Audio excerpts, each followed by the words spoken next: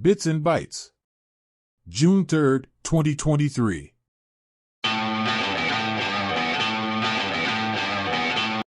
Utah District bans Bible in elementary and middle schools due to vulgarity or violence. While banning books is generally seen pejoratively as censorship and a sign of closed-minded ignorance, banning a mythical book of fiction that has been incessantly misinterpreted and hijacked throughout the course of history by weak jackasses who seek to use their entirely subjective and most often self-serving interpretations of what is a totally ambiguous and subjective text to dictate the actions of others so they can exert control of their behavior to their benefit is a bold step in the right direction. Kudos to the school district for honoring the separation of church and state while giving the religious right a proper, well-deserved, and long-overdue fuck you. Moreover, anyone who disagrees should know that I talked to both God and Jesus, and they each told me they hate your guts. In gun law push, Tennessee Governor's Office memo says NRA prefers to round up mentally ill people. Opponents say the laws will unlawfully deprive citizens of their constitutionally protected right to liberty.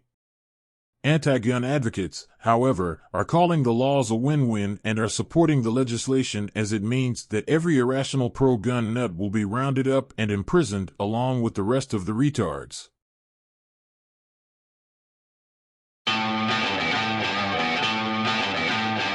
America's religious leaders sharply divided over abortion, a year after Roe v. Wade's reversal.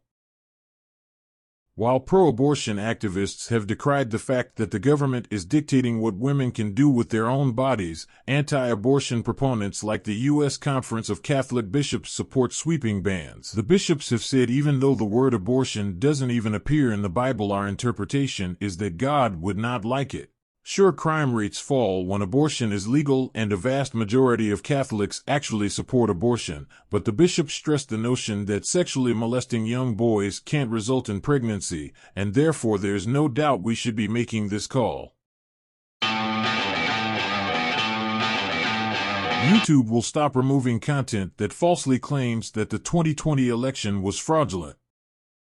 The site said the new policy is an attempt to protect open debate regardless of mental retardation.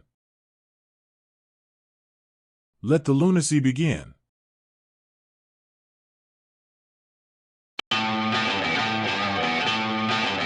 Disgraced Theranos fraudster Elizabeth Holmes seen for first time in prison. Now all Ms. Holmes must do is continue to fake it until she makes it out of the joint.